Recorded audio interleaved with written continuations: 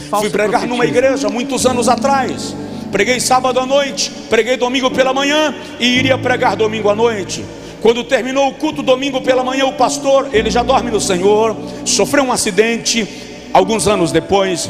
Ele me disse assim: tem uma irmã aqui na minha igreja, ela é muito crente, Deus usa ela demais. O que foi de profecia, de revelação, é incrível, Josué. Onde ela impõe as mãos, a pessoa é curada. É dirigente do meu círculo de oração. E essa mulher entrou num estado de depressão que não sara. Todos os pregadores que vêm aqui eu levo lá para orar por ela, e eu queria que você fosse lá orar. E o pastor resolveu me levar para orar antes do almoço. Irmão, depois de uma pregação, você tem fome para comer pedra cozida com sal. Com fome, eu fico num estado de impaciência que só a misericórdia do rei. Lá vou eu com fome orar por essa mulher. Quando eu cheguei na casa daquela irmã, você viu um ambiente sujo, mal cheiroso, cheiro de sujeira, de casa abandonada mesmo. Ela estava sentada numa poltrona, com os panos velhos lá forrando a poltrona, quase atrás da porta, tesa, olhando por nada, os olhos fitos em algum lugar, sem piscar. O marido dela saiu do quarto para nos receber, com a barba por fazer, umas caspas caindo no ombro, na camisa. Você vê que o cara estava com o suor vencido, estava um estado de abandono na casa. E o pastor disse para ela: eu trouxe o pastor Josué para orar pela senhora. E eu saudei com a paz do Senhor. Ela não respondeu. Fiz a oração por ela, e fiz aquela oração cheio de autoridade: o Senhor é poderoso para mudar o quadro, a tua serva. E quando eu terminei de orar, ela permanecia na mesma posição, não piscava os olhos, não mudava a direção. O seu foco era o nada. Conversamos um pouco. O pastor começou a cantar um hino que diz assim: pelo mundo brilha a luz desde que morreu Jesus, pendurado lá na cruz do Calvário. Terminou de cantar o hino, eu querendo ir embora. Eu ainda lembro da cena, eu estava querendo ir embora. Eu fui saindo e o pastor disse: não, vamos fazer mais uma oração. Aí lá vou eu, faço mais uma oração. E o pastor agora me ajudou orando, ergueu a voz. Ele era um homem de Deus muito sério, muito querido, orando comigo. E a mulher permanecia tesa, olhando por nada, e nada acontecia. Eu parei a oração, fiquei ali, e o pastor ficou meio que fazendo uma pregação reflexiva, tentando orientá-la de alguma maneira, dando uma palavra. E eu me afastei um pouco e fui para o hall de entrada da casa. Quando eu estava no hall de entrada da casa, eu estava fazendo o que a maioria dos crentes fariam nessa circunstância: Deus, por que o Senhor permite isso com um servo teu? Porque isso acontece com um crente. A mulher dirige o círculo de oração. O Senhor usa a mulher para profetizar. O Senhor usa a mulher para curar enfermos, e deixa ela entrar num estado de depressão nesse nível.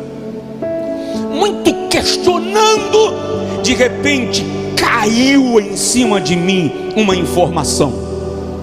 Caiu como se fosse uma laje desabando na minha cabeça. E quando aquilo caiu, eu tomei um choque.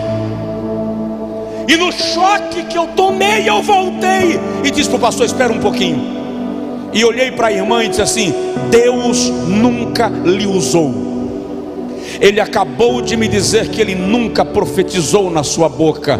Ele nunca curou através da senhora. As suas revelações não eram divinas. O Senhor me disse que o diabo estava operando na sua vida e enganando a igreja.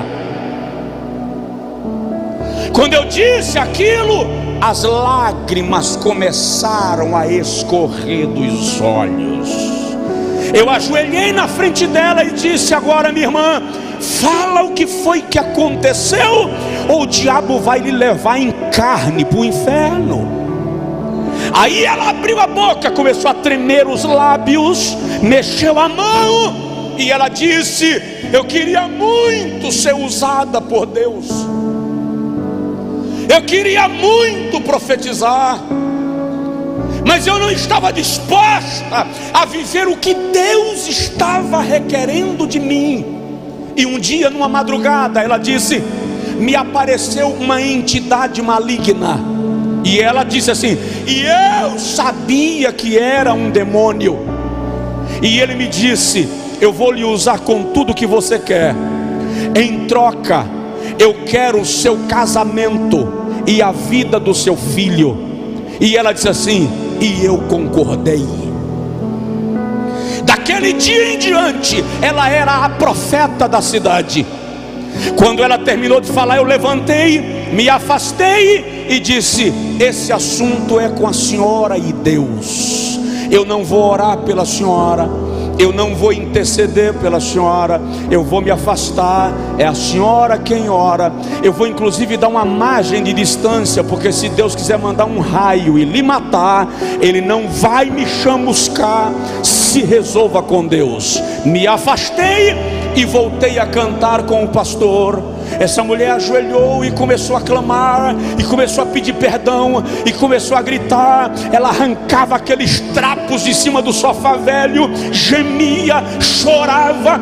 Enquanto ela gemia e chorava, de repente a graça de Deus tomou conta daquela sala, e ela começou a falar em línguas estranhas, agora sim, do Espírito Santo. Nós estávamos lá para discernir, e sabíamos que era o Espírito de Deus que havia recebido sua oração.